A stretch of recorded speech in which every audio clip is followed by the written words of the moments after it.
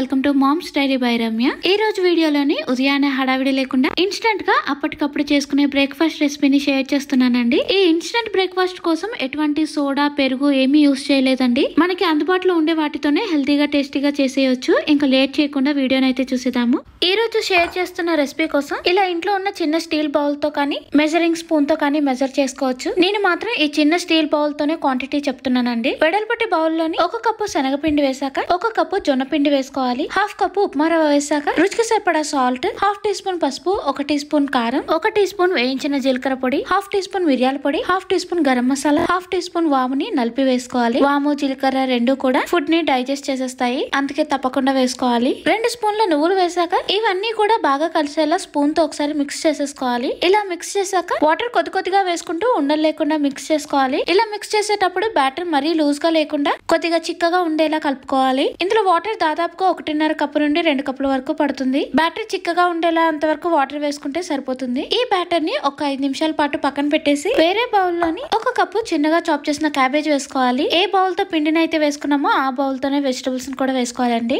1 cup carrot, green peas fine గా chop చేసి వేసేసుకోవాలి. మార్నింగ్ టైం సేవ్ చేసుకోవాలి అంటే ఈ వెజిటబుల్స్ అన్ని కూడా వెజిటబుల్ చాపర్ లో కట్ చేసేసుకుంటే సరిపోతుంది. 1/2 కప్పు టమాటా, 1/2 కప్పు క్యాప్సికమ్, 1 కప్పు పాలకూర. ఇప్పుడు సమ్మర్ కాబట్టి 1/2 కప్పు కీరా తురుము అయితే వేస్తున్నాను. దీనికి బదులుగా ఆనపకాయ తురుము కూడా వేసుకోవచ్చండి. అల్లం పచ్చిమిర్చి పేస్ట్ 1 స్పూన్ వేసాక కొద్దిగా కొత్తిమీర వేసుకొని అన్ని వెజిటబుల్స్ బాగా కలిసేలా మిక్స్ చేసేసుకోవాలి. ఈ రెసిపీ కోసం 2.5 కప్పుల పిండిని వాడతాము. ఈ 2.5 కప్పుల పిండికి 5 కప్పుల వెజిటబుల్స్ వేసుకోవాలి. ఇలా వేసుకోవటం వలన ఈ రెసిపీలో క్యాలరీస్ తక్కువగా ఉండి ఫైబర్ ఎక్కువగా ఉంటుంది. ఈ వెజిటబుల్స్ అనే కాదండి, ఇంట్లో అందుబాటులో ఉండే ఏ వెజిటబుల్స్ నైనా చిన్నగా చాప్ చేసి వేసేసుకోవచ్చు. ఈ బౌల్ ని పక్కన పెట్టి ఇందాక కలిపిన పిండిని మూత తీసి బ్యాటర్ అంతా చిక్కగా ఉందా లేదో చెక్ చేసుకుని ఇందాక కలిపిన వెజిటబుల్స్ అన్ని కూడా వేసేసుకోవాలి. వెజిటబుల్స్ పిండి అంతా బాగా కలిసేలా మిక్స్ చేశాక ఈ రెసిపీ కోసం సోడా కానీ పెరుగు కానీ ఏమీ యూస్ చేయట్లేదు, అందుకే 1 టేబుల్ స్పూన్ వరకు నిమ్మరసం వేసుకోవాలి. నిమ్మరసం వేసాక కొద్దిగా సాల్ట్ వేసుకుని అంతా ఒకసారి బాగా కలిసేలా మిక్స్ చేసేసుకోవాలి. ఇలా మొత్తం కలిపేశాక స్టవ్ మీద ప్యాన్ పెట్టుకొని అందులో కొద్దిగా ఆయిల్ వేసుకోవాలి. ఈ రెసిపీని ఇలా కడాయిలో కానీ లేదంటే పెనం మీద కూడా చేసుకోవచ్చండి. ఆయిల్ వేడయ్యాక 1 టీ స్పూన్ నువ్వులు వేసుకుని కొద్దిగా కరివేపాకు వేసాక రెడీ చేసిన బ్యాటర్ ని కొద్దిగా వేసుకుంటూ ఒకసారి స్పూన్ తో